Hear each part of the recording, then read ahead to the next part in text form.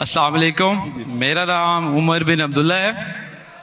آج چونکہ ٹاپک قرآن پہ تھا اور اس کی آیات کے اوپر تھا، تو میرا سوال شاید کلیئرلی ابھی میں سمجھا نہ سکوں، کیونکہ میرا سوال مسلمانوں کے بارے میں یہ ہے کہ ہمارے پہ کوئی بھی حملہ دہشت گردی کا ہوتا ہے، کسی اداروں پہ، اسکول پہ یا پولیس پہ، تو اس میں قرآن کی ریفرنس ہی دے کے اس کو جہاد کا نام دیا جاتا ہے، اور ہمیں اس نام سے بڑی کنفیوژن پیدا ہو گئی ہے۔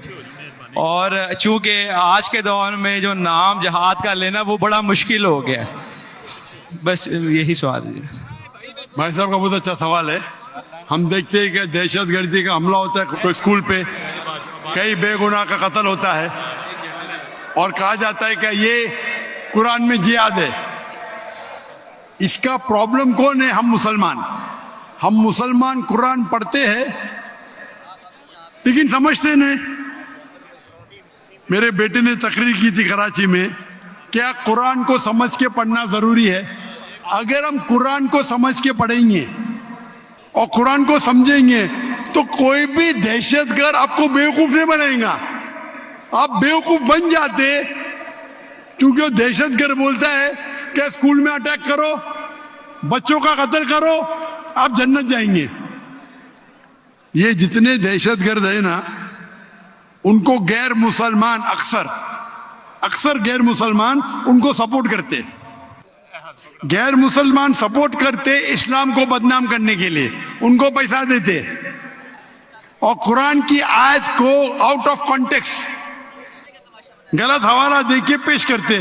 آپ اگر قرآن مجید کو سمجھ کے پڑھیں گے، میں نے تو تقریر میں کہا ہے، اگر ایک آیت ہر مسلمان جانے، سورہ مائدہ کی سورہ نمبر 5 آیت نمبر 32، اگر کوئی بھی بے گناہ کا آپ قتل کرتے، چاہے مسلم یا غیر مسلم، سوا قتل کے بدلے قتل، یا اگر زمین پہ فساد پیدا کر رہا ہے، یہ دو کے علاوہ اگر کوئی انسان مسلم یا غیر مسلم دوسرے کوئی انسان مسلم یا غیر مسلم کا قتل کرتا ہے، گویا کہ ساری انسانیت کا قتل کر رہا ہے۔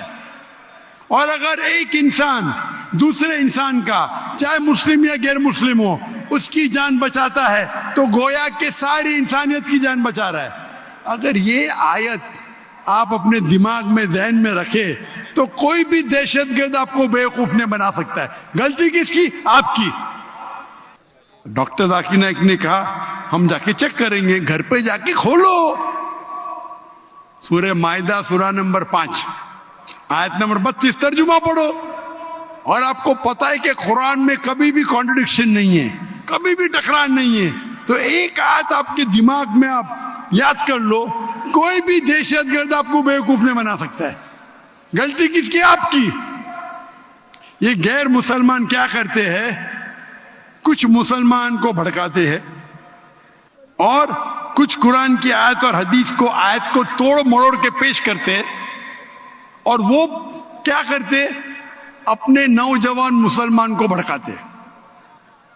اس پہ تقریر دی ہے میں نے، اس ٹیررزم و مسلم مونوپولی، ایک تقریر کی ہے میں نے، دہشت گرد اور جہاد اسلام کے پس منظر میں، دیکھیے آپ، اور ڈیٹیل میں آنسر دیا ہوں میں۔